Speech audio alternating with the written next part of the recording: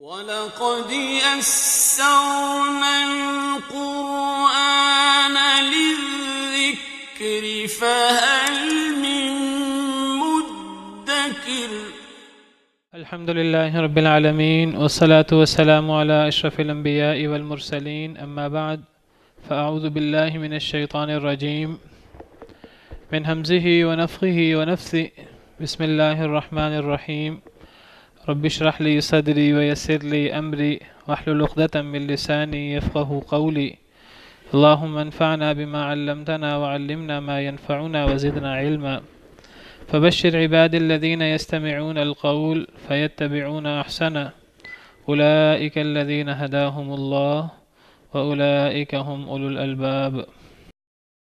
وَمَا أَرْسَلْنَاكَ إِلَّا كَافَّةً لِّلنَّاسِ بَشِيرًا وَنَذِيرًا وَلَكِنَّ أَكْثَرَ النَّاسِ لَا يَعْلَمُونَ وَيَقُولُونَ مَتَى هَذَا الْوَعْدُ إِن كُنتُمْ صَادِقِينَ قُل لَّكُم مِّيعَادُ يَوْمٍ لَّا تَسْتَأْخِرُونَ عَنْهُ سَاعَةً وَلَا تَسْتَقْدِمُونَ وَقَالَ الَّذِينَ كَفَرُوا لَن نُّؤْمِنَ بِهَٰذَا الْقُرْآنِ وَلَا بِالَّذِي بَيْنَ يَدَيْهِ وَلَوْ تَرَىٰ إِذِ الظَّالِمُونَ موقوفون عند ربهم يرجع بعضهم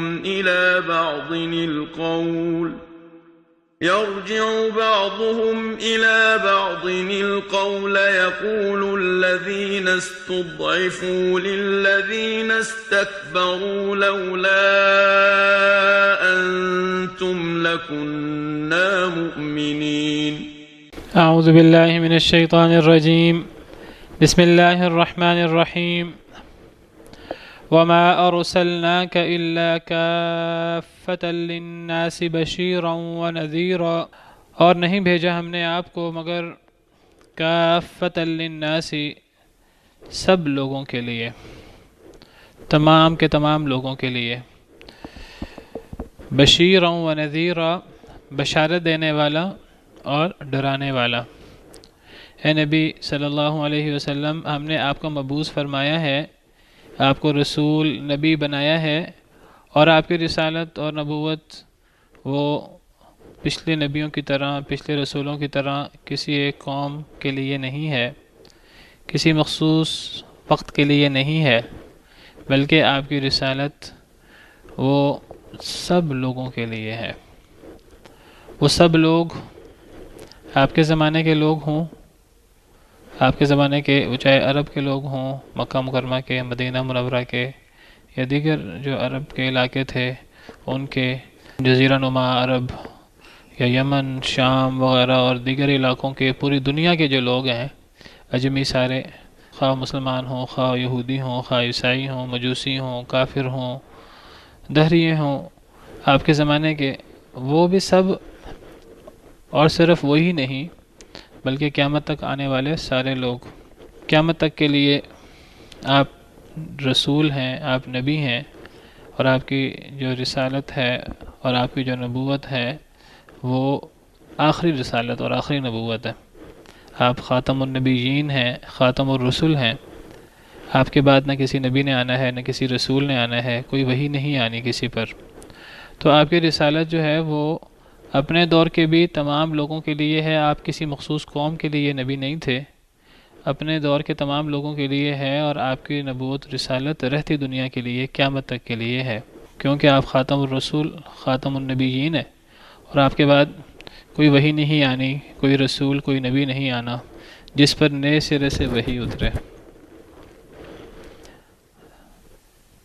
وما ارسلناک الا کافۃ للناس، نہیں ہم نے آپ کو بھیجا یعنی رسول بنا کر مگر سب کے سب لوگوں کے لیے۔ آپ کی رسالت، آپ کی نبوت تمام لوگوں کے لیے، رہتی دنیا کے لیے ہے، اور آپ ان سب کے لیے بشیر بھی ہیں اور نذیر بھی، بشارت دینے والے اور ڈرانے والے۔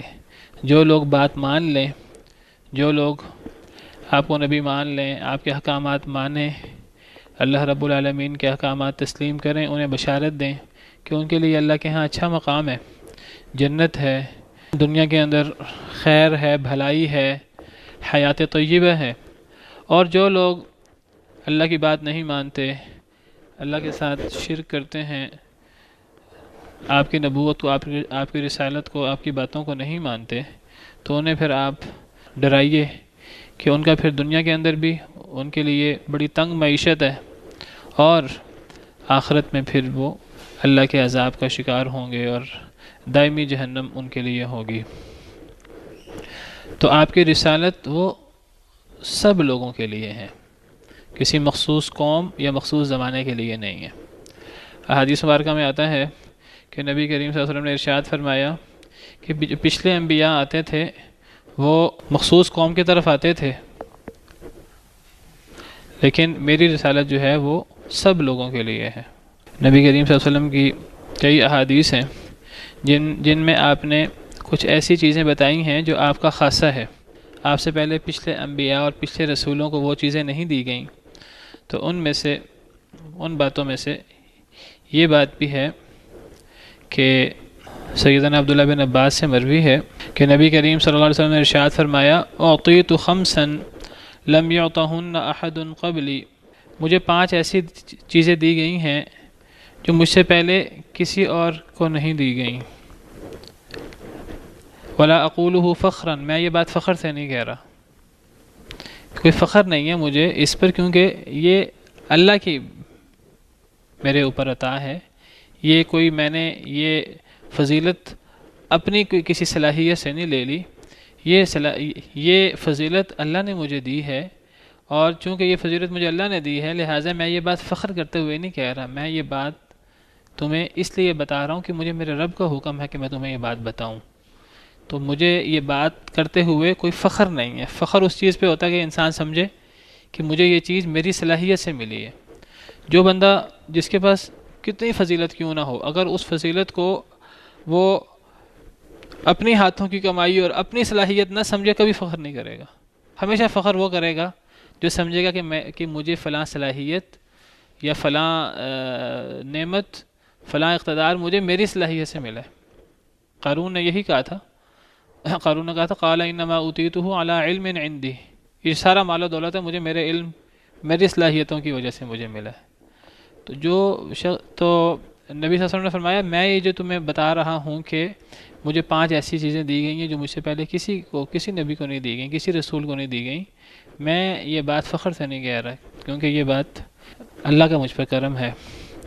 تو ان میں سے کچھ باتیں یہاں ذکر ہیں۔ بعثت الی کل احمر و اسود، میں ہر سرخ اور سیاہ کی طرف بھیجا گیا ہوں۔ یہ محاورہ ہے ایک، ہر سرخ اور سیاہ، ہر سرخ اور سیاہ سے مراد سب لوگ۔ فلیس من احمر ولا اسود يدخل في امتی الا كان منهم، جتنے بھی سرخ ہیں یا سیاہ ہیں تو وہ سب کے سب جو ہیں وہ نبی کریم صلی اللہ علیہ وسلم کی امت ہیں۔ وجعلت لي الارض مسجدا، اور میرے لیے پوری کی پوری زمین جو ہے وہ مسجد بنا دی گئی ہے۔ اسی طرح اور احادیث بھی ہیں، ان احادیث میں مزید تفصیل ہے کہ نبی کریم صلی اللہ علیہ وسلم کا ارشاد ہے، آپ نے فرمایا اعطیت خمسا لم یعطہن نبی قبلی، مجھے 5 ایسی چیزیں دی گئی ہیں جو مجھ سے پہلے کسی نبی کو نہیں دی گئی، اور میں یہ بات فخر سے نہیں کہہ رہا۔ بعثت الی الناس کافہ، مجھے سب لوگوں کی طرف بھیجا گیا ہے، الاحمر والاسود، چاہے وہ سرخ ہوں، چاہے وہ سیاہ ہوں، چاہے وہ عرب ہوں، چاہے وہ عجم ہو، یہ ایک محاورہ ہے، اور پھر باقی چیزیں ذکر کی۔ اسی طرح قرآن کریم میں بھی اللہ تعالیٰ نے اس بات کو دیگر آیات میں بھی مزید واضح کیا ہے۔ ایک آیت میں اللہ تعالیٰ فرماتے ہیں قل یا ایہا الناس انی رسول اللہ الیکم جمیعا، سورہ اعراف آیت نمبر 158۔ قل یا ایہا الناس، کہہ دیجئے اے لوگو، انی رسول اللہ الیکم جمیعا، میں اللہ کا رسول ہوں تمہاری طرف، سب کی طرف۔ تو نبی کریم صلی اللہ علیہ وسلم کی رسالت، آپ کی نبوت سب لوگوں کے لیے ہے، چاہے آپ کے زمانے کے سارے لوگ ہوں یا قیامت تک آنے والے قرآن پاک پڑھنے والے سارے لوگ ہوں۔ ایک اور جگہ فرمایا قل یا ایہا الناس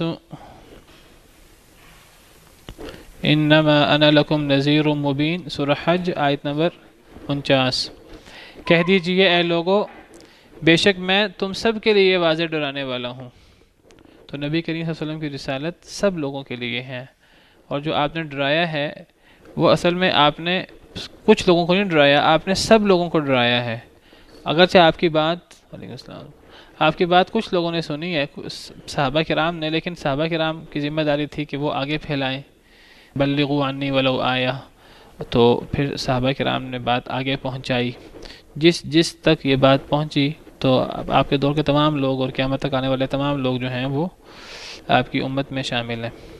آپ کی امت کی دو قسمیں ہیں، ایک کو امت اجابت کہتے ہیں، وہ جنہوں نے آپ کی دعوت قبول کی، اس کا جواب دیا، اور دوسری امت کو امت دعوت کہتے ہیں جنہوں نے آپ کی دعوت قبول نہیں کی، تو جو کافر ہیں وہ بھی آپ کی امت ہیں۔ آپ کے زمانے کے سب لوگ ہوں یا قیامت تک آنے والے۔ ایک اور آیت کریمہ میں اللہ تعالیٰ فرماتے ہیں تبارک الذی نزل الفرقان علی عبدہ لیکون للعالمین نذیرا۔ سورہ فرقان کی ابتدا ہے، بابرکت وہ ذات جس نے اتارا فرقان کو یعنی قرآن، علی عبدہ اپنے بندے پر، لیکون للعالمین نذیرا تاکہ وہ تمام جہان والوں کے لیے ڈرانے والا بن جائے۔ تو آپ کا انذار اور آپ کی نبوت اور آپ کی رسالت وہ ایک جہان کے لیے نہیں ہے، وہ تمام جہان والوں کے لیے، تمام لوگوں کے لیے، عالم عرب ہو، عالم عجم ہو، عالم حبشہ ہو، حبشی لوگ ہوں، یورپی لوگ ہوں، تمام قسم کے لوگوں کے لیے نبی کریم صلی اللہ علیہ وسلم اللہ کے رسول ہیں۔ وما ارسلناک الا کافۃ للناس، اور نہیں بھیجا ہم نے آپ کو مگر سب لوگوں کے لیے، بشیرا و نذیرا، خوشخبری دینے کے لیے جو بات مان لیں، و نذیرا، اور ڈرانے کے لیے جو بات نہ مانیں انہیں ڈرائیں، ولیکن اکثر الناس لا یعلمون، لیکن اکثر لوگ نہیں جانتے، اکثر لوگ وہ آپ کی رسالت کو تسلیم نہیں کرتے، وہ اس سے منہ موڑ لیتے ہیں، وہ آپ کو اللہ کا نبی، اللہ کا رسول نہیں مانتے۔ وَيَقُولُونَ مَتَى هَذَا الْوَعْدُ إِن كُنتُمْ صَادِقِينَ، اور وہ کہتے ہیں کب ہوگا یہ وعدہ، ان کنتم صادقین، اگر تم سچے ہو۔ اکثر لوگ نبی کریم صلی اللہ علیہ وسلم کو اللہ کا نبی نہیں مانتے، اس پر اعتراض کرتے ہیں، آپ کی رسالت کو نہیں مانتے، آپ کی باتوں کو نہیں مانتے۔ اب جو آپ کی باتیں مانتے تھے ان کو آپ بشارت سناتے تھے کہ نعمتیں ملیں گی، جنت ہوگی، اللہ کا انعام ہوگا، اور جو نہیں مانتے تھے ان کو آپ ڈراتے تھے اللہ کے حکم سے کہ جو نہیں مانتے ان پر اللہ کا عذاب آئے گا، دنیا تنگ ہو جائے گی، آخرت تباہ ہو جائے گی، آخرت میں توق ہوں گے، آخرت میں جہنم ہوگی، فلاں فلاں عذاب ہوگا۔ تو جو نہیں مانتے وہ پھر مذاق اڑاتے تھے، وہ کہتے تھے کہ آپ کہتے ہیں جی اگر ہم نہیں مانیں گے تو ہم پر عذاب آئے گا، تو عذاب لے آؤ۔ وہ کہتے ہیں، کون کہتے ہیں؟ کافر، نہ ماننے والے، متی ھذا الوعد، کب ہوگا یہ وعدہ؟ کون سا وعدہ؟ اگر نہیں مانو گے تو عذاب آ جائے گا، تباہ ہو جاؤ گے، اللہ تعالیٰ چاہے تو اللہ تعالیٰ پوری قوم کو تباہ کر دے، ان یشاء یذھبکم ایھا الناس ویأتی بآخرین۔ قرآن کریم میں بہت سارے مقامات پر اس قسم کی آیات ہیں کہ اگر تم اللہ کی بات نہیں مانتے، ان یشاء یذھبکم ایھا الناس، اگر اللہ چاہے تو اللہ تم سب کو لے جائے، تم سب کو تباہ کر دے، ویأتی بآخرین، اللہ تعالیٰ کوئی نئی قوم لے آئے، ایسی قوم جو اللہ کی فرما برداری کرے، ایسی قوم جو اللہ رب العالمین کے احکامات کو مانے، اللہ کے رسول کو، اللہ کا رسول تسلیم کرے، اس کی باتیں مانے۔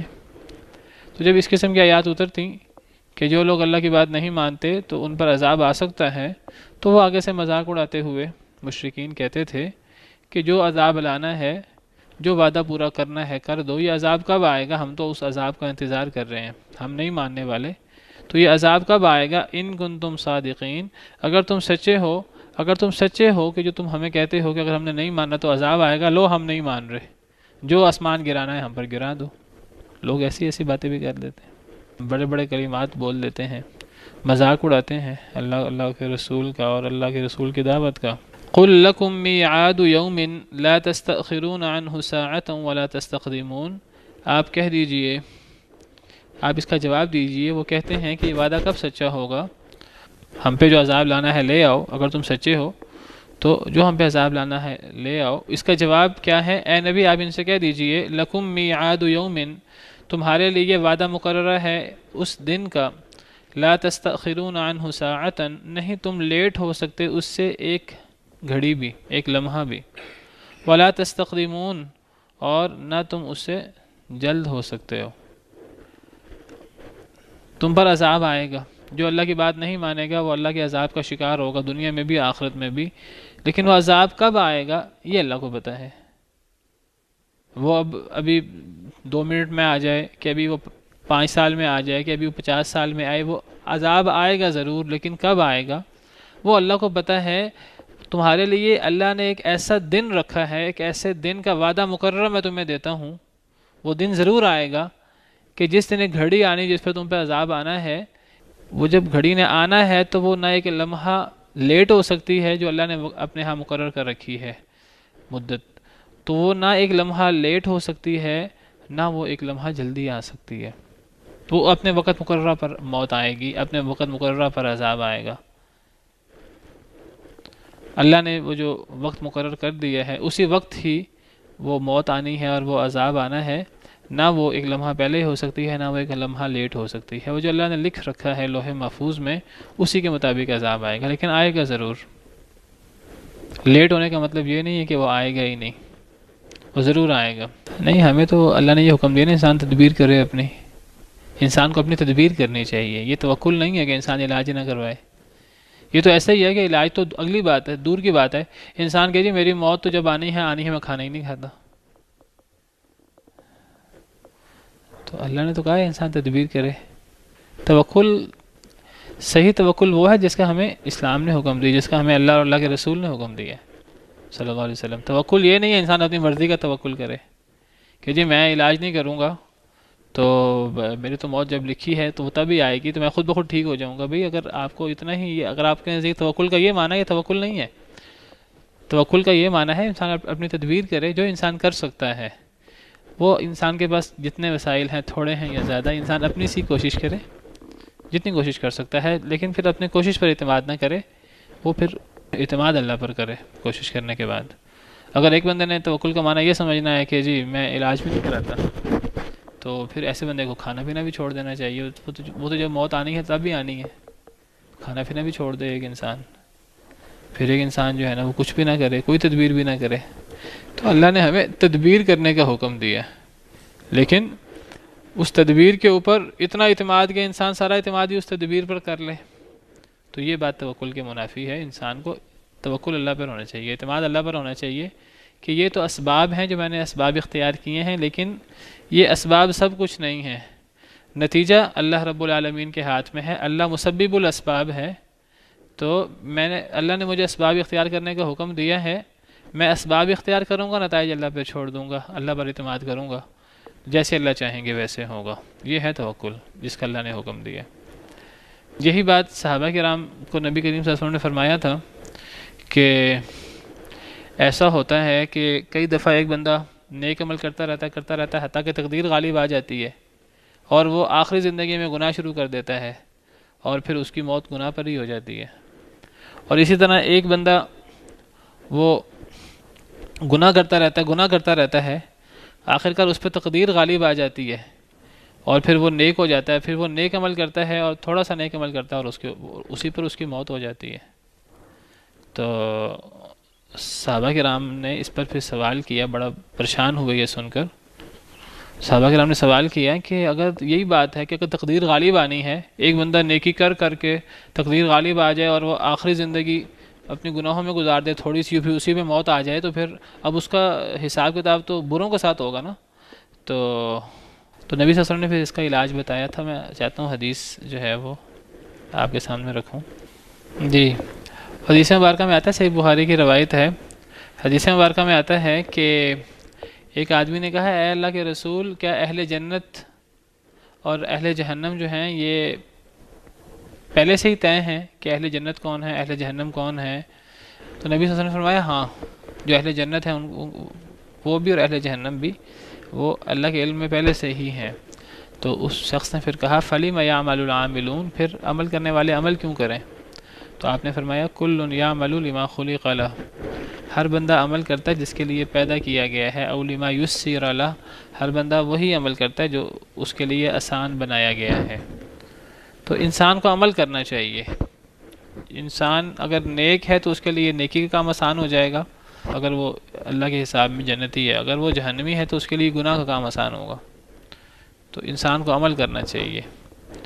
عمل کے بغیر انسان جو ہے وہ جنت میں نہیں جائے گا، انسان کو عمل کرنا پڑے گا. چلیں بہرحال تو فرمایا وقال الذين كفروا لن نؤمن بهذا القرآن ولا بالذي بين يديه. کافروں نے کہا لن نؤمن بهذا القرآن، ہم ہرگز ایمان نہیں لائیں گے اس قرآن پر، ولا بالذي بين يديه، اور نہ اس پر جو اس سے آگے ہے. کافروں نے کہا کہ ہم قرآن پر کبھی بھی ایمان نہیں لائیں گے، ہم اس کو کبھی اللہ کی کتاب تسلیم نہیں کریں گے. ہم نہ اس قرآن پر ایمان لاتے ہیں، ولا بالذی بین یدیہ، اور نہ اس پر جو اس سے آگے ہے، یعنی تورات و انجیل. جب کفار قرآن پر ایمان نہیں لاتے تھے تو نبی صلی اللہ علیہ وسلم انہیں کہتے کہ تم قرآن کو نہیں مانتے تو کیا تم تورات و انجیل کو مانتے ہو کہ نہیں مانتے؟ یہود و نصارہ تو تورات و انجیل کو مانتے تھے. تو نبی کریم صلی اللہ علیہ وسلم مشرکین سے کہتے کہ تم قرآن کو نہیں مانتے تو کیا تم تورات و انجیل کو نہیں مانتے؟ تو وہ آگے سے پھر کہتے کہ جی ہم تو تورات و انجیل کو بھی نہیں مانتے. کافر کہتے ہیں کہ ہم ہرگز اس قرآن پر ایمان نہیں لائیں گے اور نہ ان کتابوں پر جو اس سے پہلے ہیں، تورات، انجیل، زبور، ہم کسی کتاب کو نہیں مانتے. وَلَوْ تَرَى إِذِ الظَّالِمُونَ، اللہ تعالیٰ اس کا جواب دیتے ہیں. اللہ فرماتے ہیں وَلَوْ تَرَى، اے نبی کاش کہ آپ دیکھیں، اِذِ الظَّالِمُونَ، جب ظالم لوگ، یہی ظالم لوگ قرآن کا انکار کرنے والے، دیگر اللہ کی کتابوں کا انکار کرنے والے، جب ظالم لوگ موقوفون عند ربہم، کھڑے کیے جائیں گے اپنے رب کے پاس، اپنے رب کے پاس وہ کھڑے ہوں گے حساب و کتاب کے لیے، ان کا حساب کتاب ہوگا، اللہ کے سامنے پیش ہوں گے، سامنے عذاب ہوگا. کاش کہ آپ وہ وقت دیکھیں جب ظالم لوگ رب کے پاس کھڑے کیے جائیں گے. یرجع بعضهم الی بعض القول، لوٹا رہا ہوگا ان میں سے بعض کی طرف قول، بعض کی طرف قول لوٹا رہا ہوگا. قول لوٹا رہا ہوگا کیا مطلب؟ یعنی مجھ سے جو غلطی ہوئی یہ فلاں کی وجہ سے ہوئی، وہ کہیں گے نہیں یہ جو مجھ سے غلطی ہوئی تمہاری وجہ سے ہوئی، یہ کہیں گے جو مجھ سے غلطی ہوئی یہ تمہاری وجہ سے ہوئی. اپنی غلطیوں کا وبال ملبہ دوسروں پہ ڈالیں گے. ایک مزح کا خیز صورتحال ہوگی قیامت کے دن. ایک دوسرے پر باتیں لوٹا رہے ہوں گے، ایک دوسرے کو مورد الزام ٹھہرا رہے ہوں گے. یہی ظالم لوگ جو دنیا کے اندر جو ہیں وہ بڑا مذاق اڑاتے ہیں دین کا اور اللہ کے رسول کی باتوں کا بڑا مذاق اڑاتے ہیں. جی ہم نہ قرآن کو مانتے ہیں، نہ ہم تورات کو مانتے ہیں، نہ ہم انجیل کو مانتے ہیں، ہم تو کسی چیز کو نہیں مانتے، جو عذاب آپ نے لانا ہے وہ عذاب لے آئیں. یہ جو بڑی بڑی باتیں کرنے والے ہیں، کاش کہ آپ وہ منظر دیکھیں جب ظالم لوگ اللہ کے پاس کھڑے ہوں گے حساب و کتاب کے لیے، اور بعض کی طرف باتیں لٹا رہا ہوگا، ایک دوسرے کو مورد الزام ٹھہرا رہے ہوں گے. کیا کہیں گے ایک دوسرے سے؟ یقول الذین استضعفوا، کہیں گے وہ لوگ جنہیں کمزور خیال کیا گیا، للذین استکبروا، ان لوگوں کے لیے جو متکبر تھے، جو بڑے تھے، جو سردار تھے، جو تکبر کرنے والے تھے، لولا انتم لکننا مؤمنین، اگر تم نہ ہوتے تو ہم مومن ہوتے. تو یہی ظالم لوگ جو دنیا کے اندر بڑے بڑے بول بولتے ہیں، اللہ کو للکارتے ہیں اور کہتے ہیں جی ہم نہیں مانتے، جو کرنا ہے کر لو، یہی لوگ قیامت کے دن اپنی غلطیاں دوسروں پر ڈال رہے ہوں گے. قیامت کے دن ایک دوسرے کو مورد الزام ٹھہرا رہے ہوں گے. دو قومیں بن جائیں گی، دو جماعتیں بن جائیں گی قیامت کے دن ان ظالموں کی.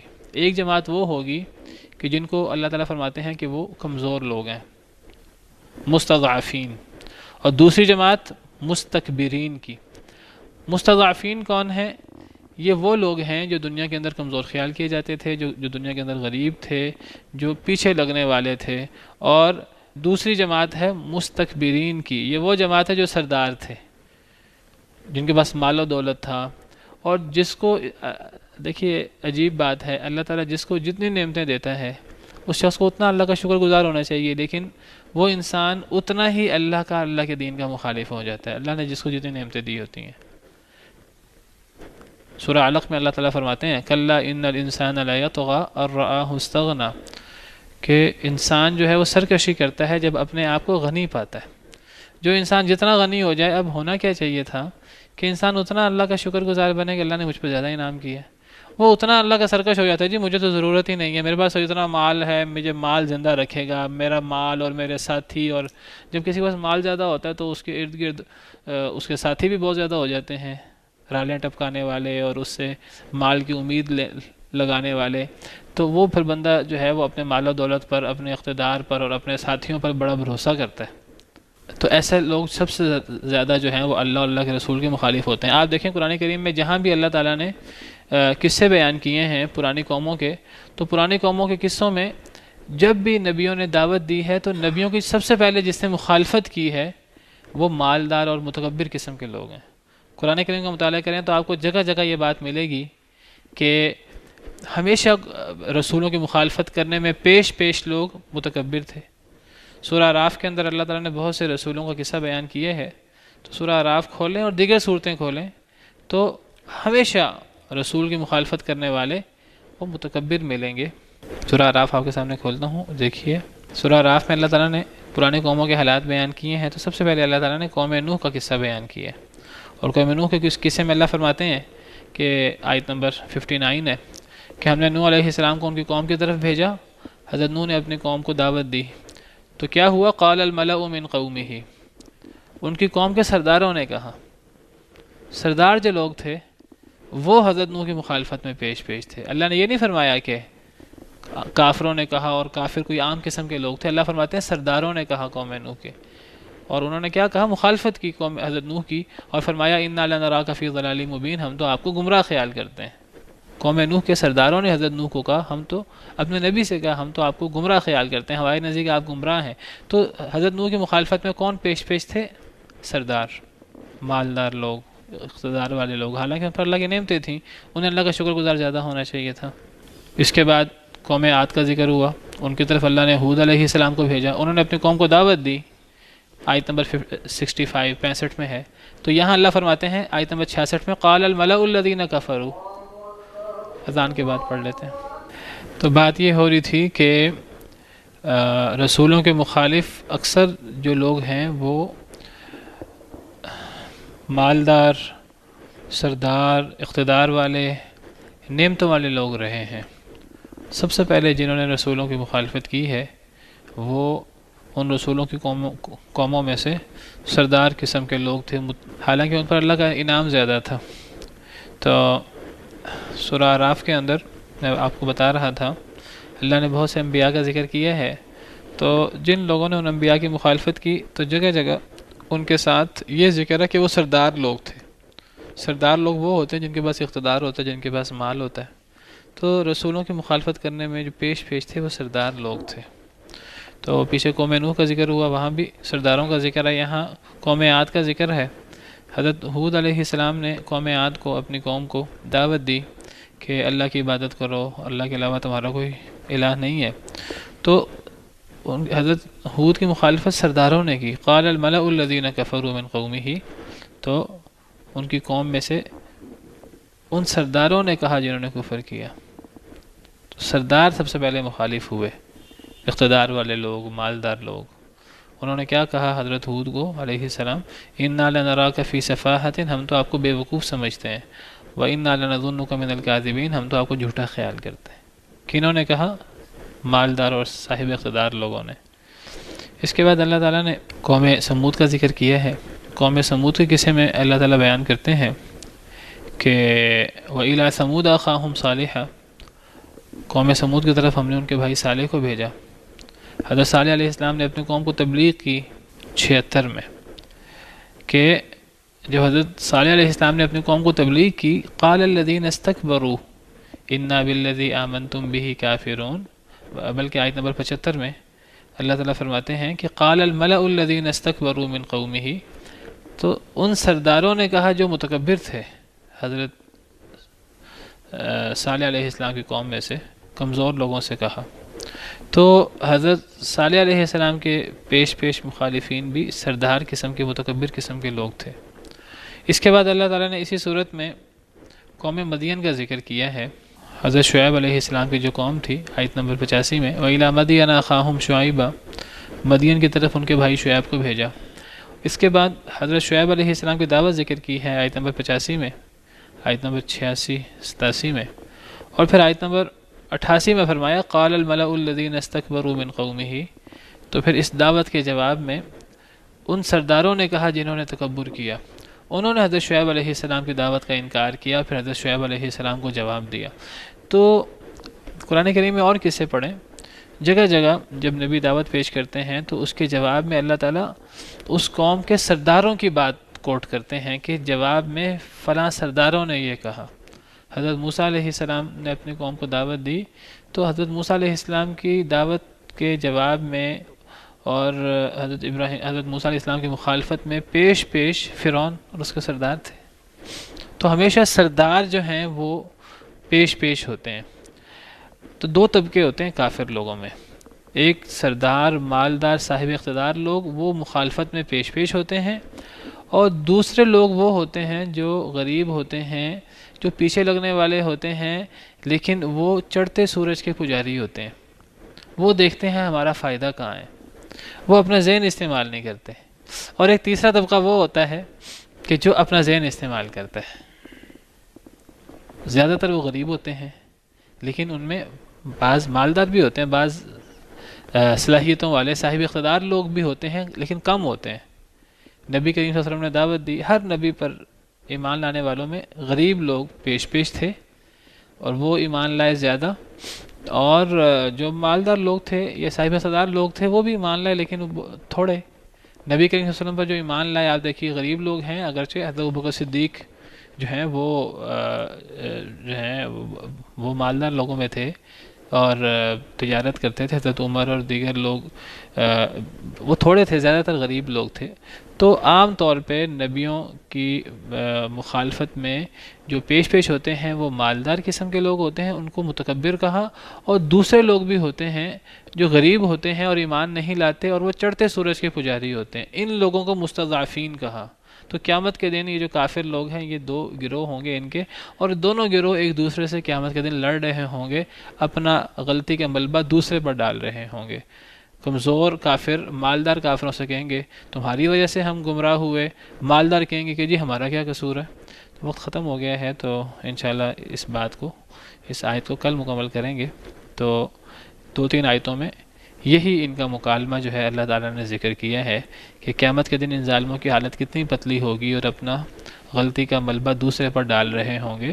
تو انسان کو دنیا میں کفر کرنے کی بجائے، چاہے وہ مستکبرین میں سے ہو چاہے مستضعفین میں سے ہو، انسان کو اپنا ذہن استعمال کرنا چاہیے اور انسان کو اپنی اصلاح کر لینی چاہیے دنیا کے اندر، تاکہ ایک انسان قیامت کے دن عذاب سے بچ جائے۔ سبحانک اللہم ربنا وبحمدک، اشہد ان لا الہ الا انت، استغفرک واتوب في رحمه تحلو الحياة.